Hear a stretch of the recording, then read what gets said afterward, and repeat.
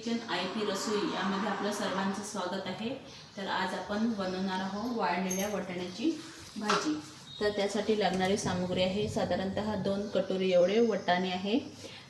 यानंतर आलं लसूण आणि कांद्याचा हा पेस्ट आहे आणि छान लांब कापून घेतलेले बारीक कांदे आहे। त्यानंतर आहे खडा मसाला, त्यामध्ये तेजपान, कस्तुरी मेथी आणि कलमी आणि साबूत थोडा धनिया। ही लाल आणि हिरवी मिरचीचे काप करून घेतलेले आहे मी लांब लांब, आणि ही कोशिंबीर। तर एवढे सरळ साहित्य आपल्याला लागणार आहे। तर सर्वप्रथम मी फोडणीला आपण राई घालून घेऊया। तेल तापवायला ठेवलेलं आहे, साधारणतः 2 मोठे चम्मच एवढं तेल टाकलेलं आहे। बघू शकता आपण राई चांगली कडकत आहे।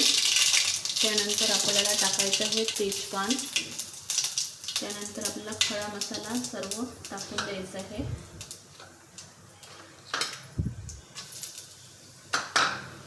आणि थोडी क्रश केलेली मेथी टाकायची आहे, कस्तुरी मेथी टाकलेली आहे, त्यामुळे अगदी छान स्वाद येतो। त्यानंतर टमाटरचे काप केले आहे मी 4-5, ते पण टाकून दिलेले आहे। त्यानंतर आता आपण कांदा सोडणार आहे। कांद्याला थोडं होऊ द्यायचं आहे।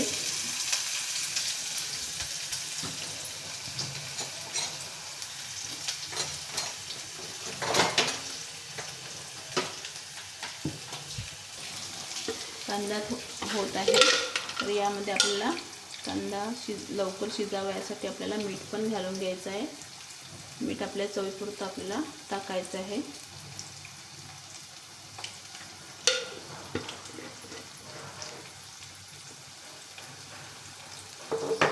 त्यानंतर थोडी हळद,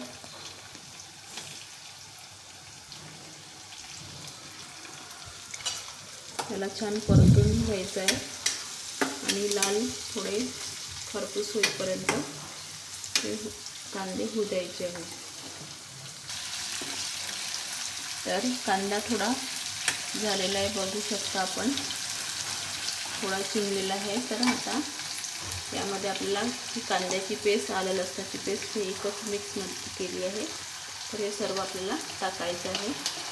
साधारणतः 2 कांदे टाकलेले आहे मी, आणि अद्रक, लसूण आणि सांबार याचा पेस्ट बनवून हा ग्रेव्हीसाठी आपण टाकलेला आहे। याला पण छान अगदी 10 ते 15 मिनिटपर्यंत होऊ द्यायचं आहे, म्हणजे तेल सुटतपर्यंत याला छान शिजू द्यायचं आहे।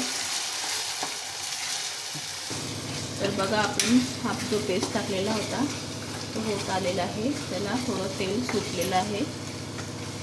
तर यानंतर आपल्याला जे मिरचीचे, लाल मिरची आणि हिरवी मिरचीचे जे लांब लांब काप केले होते ते आपल्याला सोडून द्यायचे आहे, हे पण थोडे होऊ द्यायचे आहे।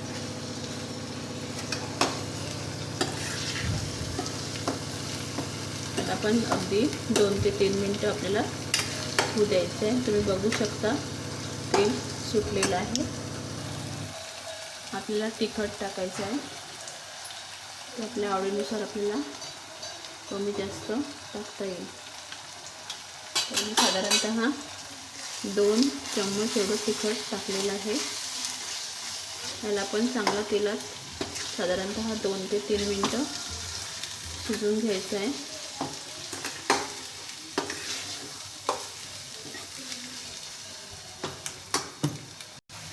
तुम्ही ते बघू शकता आपला हा पेस्ट पण झालेला आहे, तिखट पण त्यात शिजलेला आहे।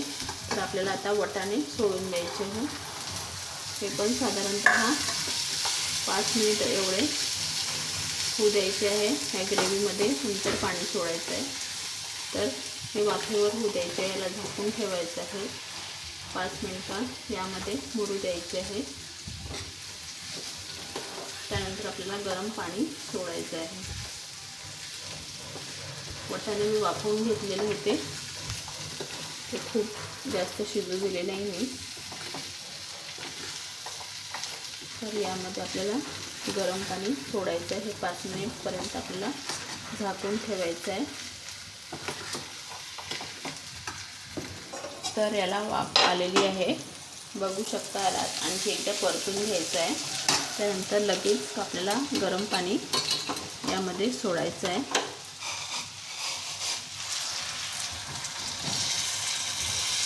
वाटाणे जास्त शिजू दिले नाही, त्यामुळे शिजण्यासाठी आपल्याला पाणी लागेलच. तर आपण एवढं पाणी सोडलेलं आहे, साधारणतः 2 ग्लास एवढं पाणी मी सोडलेलं आहे. तर हे पण आता छान शिजू द्यायचं आहे.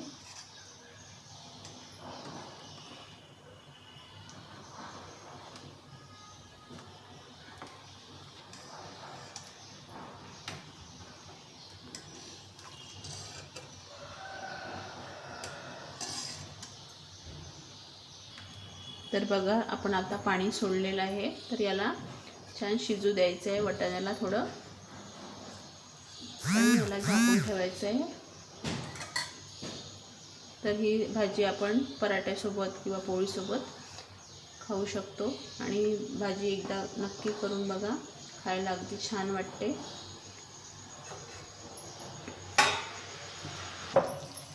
तर बघू शकता आपली भाजी आता झालेली आहे. वाटाणे पण छान शिजलेले आहे. तर आपण यात आता काळा मसाला आणि धनिया पूड टाकूया.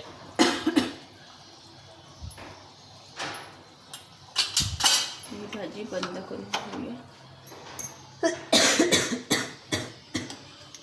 आणि कोशिंबीर सोडून. तर आपण इथे भाजी आपली सर्व केलेली आहे. बघा तुम्ही, कलर पण अगदी छान आलेला आहे. खायला पण अगदी छान वाटते. बघा, वाटाणे पण छान शिजलेले आहे. तर अशा प्रकारे तुम्ही माझी रेसिपी एकदा नक्की करून बघा. जर तुम्हाला रेसिपी आवडली असेल तर लाईक करायला, शेअर करायला आणि सबस्क्राईब करायला विसरू नका. बेल आयकॉन दाबायला विसरू नका. धन्यवाद.